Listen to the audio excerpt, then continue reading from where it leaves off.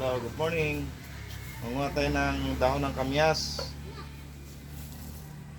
Patutuyuin natin para gawing tsaa. Tapos purpose din nito para lalong dumami ang bulaklak ng kamyas.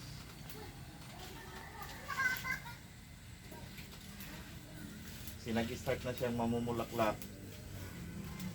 So ito ang purpose niya, kaya tinatanggalan natin ng dahon. Dumami ang bulaklak.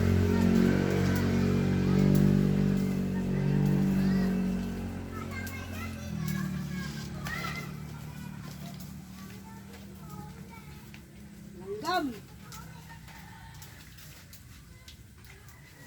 Ano kapag ano, paano pag-spray?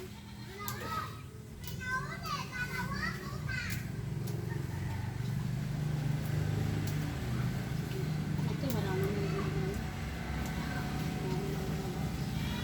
Parang malunggay lang, oh, di ba? Ayun. Baka pwedeng gulayin din to. tingnan natin. Mama, oh. Yan lang, matigas. Parang Chinese malunggay eh.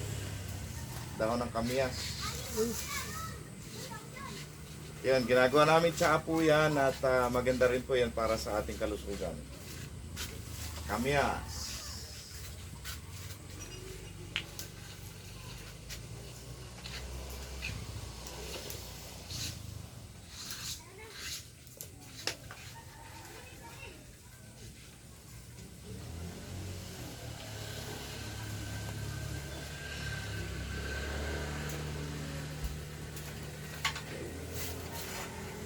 Yun, ganyan lang po ang technique para lalong magbunga, mamulaklak ang kamyas.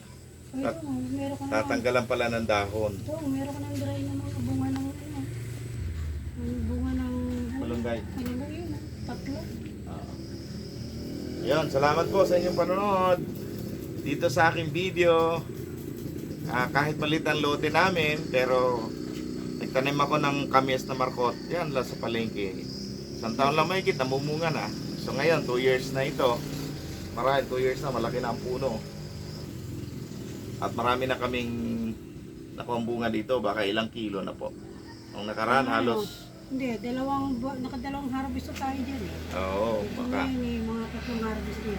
Baka hindi lang mga 10 kilo ang nakuha dito. Ang dami na.